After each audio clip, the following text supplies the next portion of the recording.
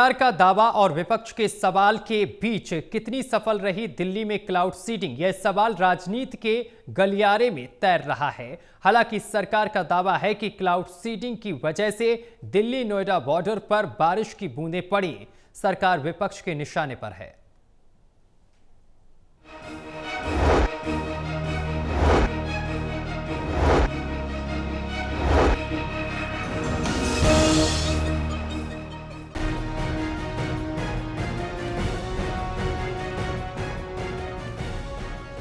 सरकार का दावा और विपक्ष के सवाल के बीच कितनी सफल रही दिल्ली में क्लाउड सीडिंग, ये सवाल राजनीति के गलियारे में तैर रहा है। हालांकि सरकार का दावा है कि क्लाउड सीडिंग की वजह से दिल्ली नोएडा बॉर्डर पर बारिश की बूंदें पड़ी हैं। वहीं आईआईटी कानपुर के प्रोफेसर मनिंदर अग्रवाल का क्लाउड सीडिंग पर कहना है कि क्लाउड सीडिंग के दौरान बादलों में नमी बहुत कम यानी केवल 15% पाई गई और इतनी कम नमी के कारण बारिश होने की संभावना बहुत कम थी, इसलिए इस बार कृत्रिम बारिश कराने में सफलता नहीं मिली। उन्होंने कहा कि हालांकि इस प्रक्रिया से काफी उपयोगी जानकारी इकट्ठी हो गई है। So we did not get a lot of cloud moisture. It was only around 15%. So with that low moisture content, the possibility of making it rain is very small. So we did not achieve success from that perspective. But still, we got a lot of very useful information, and not only that.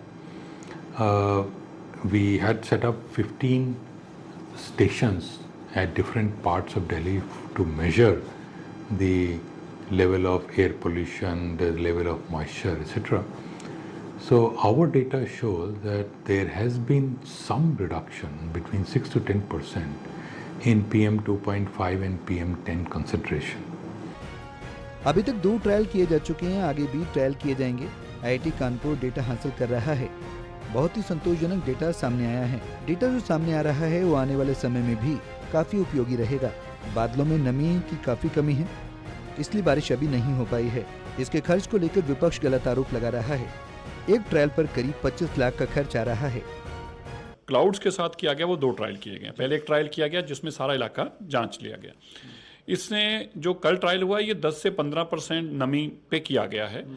जो एक historical data है वो ये बताता है कि 50% नमी पे बरसात हो सकती है।